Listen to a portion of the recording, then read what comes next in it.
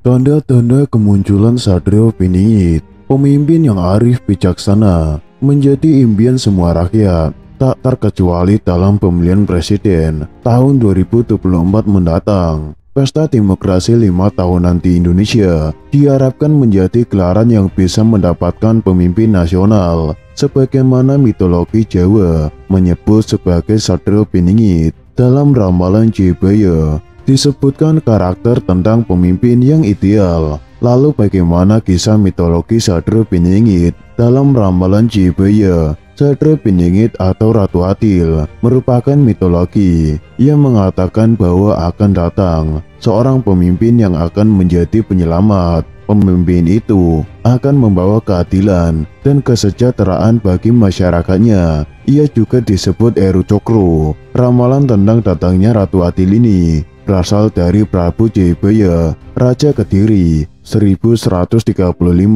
sampai 1357, yang kemudian diteruskan Pujangga Keraton Surakarta, Raden Ngabei Ronggo Warsito pada tahun 1802 sampai 1973. Pertanda kedatangan Ratu Adil adalah adanya kemelut sosial, malapetaka alam, huru-hara, dan wabah penyakit. Dalam ramalan Jebaya, Ratu Adil bersenjata Trisula Weda, kendati hal itu hanya bahasa kiasan.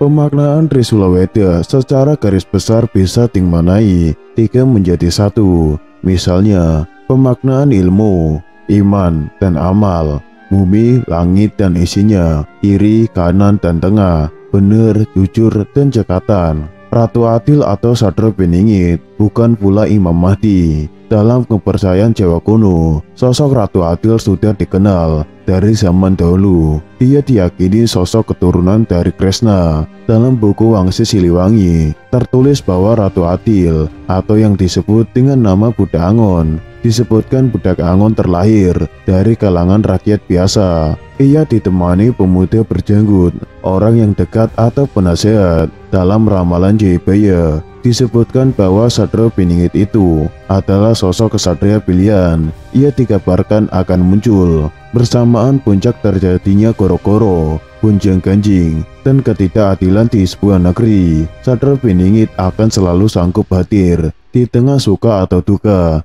baik diminta atau tidak diminta. Satrio Piningit yang akan datang menggambarkan seseorang yang menjadi teman rakyat. Ia mempunyai kemampuan mencermati, menganalisa, dan mencerna segala fenomena dan kejadian serta peristiwa dalam politik negeri ini. Dapat pula diartikan seorang pengasuh pembimbing yang memiliki kecerdasan berpikir, ketajaman batin, kecerdikan akal budi, wawasannya luas, dan sikapnya bijaksana serta arif dalam segala ilmu pengetahuan. Selain itu, ucapannya dapat dipercaya. Kemudian, antara perkataan dan tindakannya sama tidak bertentangan. Menurut ramalan Jebaya, menjadi salah satu ramalan paling populer sepanjang sejarah Nusantara. Jayabaya adalah seorang raja dari Kerajaan Kediri.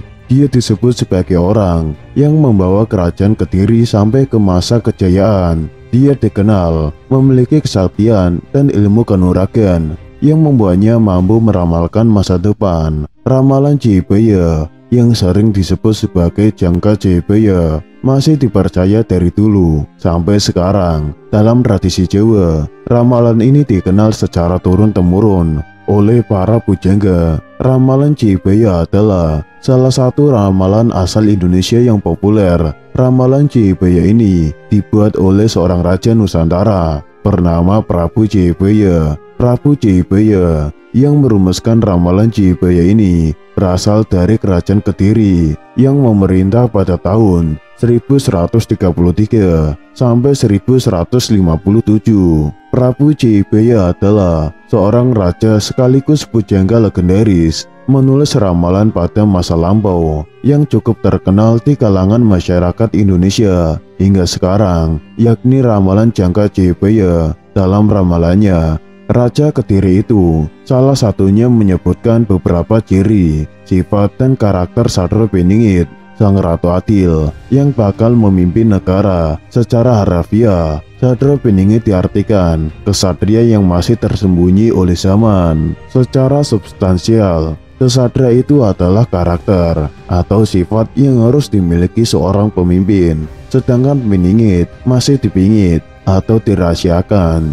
Dalam hal ini dimaksudkan oleh zaman. Oleh sebab itu, masyarakat hanya bisa berasumsi dan menduga-duga atau menafsir istilah tersebut. Demikian halnya Ratu Adil. Secara harfiah dapat diartikan sebagai pemimpin yang bijak dan adil, gabungan dari kedua istilah itu. Kemudian muncul istilah Satria Piningit Sinisian Wahyu Ratu Adil yang juga mencerminkan karakter seorang pemimpin. Dari ciri, sifat, dan karakter yang disebutkan lebih merujuk kepada model kepemimpinan dari suatu negara yang pemimpinnya mampu menegakkan keadilan merujuk pada dokumen lain. Misalnya, dalam kitab Musaror, Masih Kuban Sunan Geriprapen yang juga bersumber dari Jangka Jayabaya. Kitab Musaror adalah konsep ketatanegaraan yang apabila diterapkan mampu menghasilkan masyarakat adil dan makmur sebagai penggambaran sosok Ratu Adil. Demikian halnya dalam penggambaran kehadiran Satria Piningit, satria penolong tersembunyi, ditandai munculnya Ratu Adil. Masih menurut ramalan Jayabaya, simbol kemunculannya ditandai beberapa tahap dari suatu peristiwa, diantaranya Senopati, Bojonegoro, dan Notonegoro. Pertama, pada simbol Senopati terdapat kejadian berupa bencana alam yang menewaskan banyak orang. Kedua, simbol Bojonegoro menggambarkan bahwa Satria Piningit atau Ratu Adil dapat mengatasi masalah itu.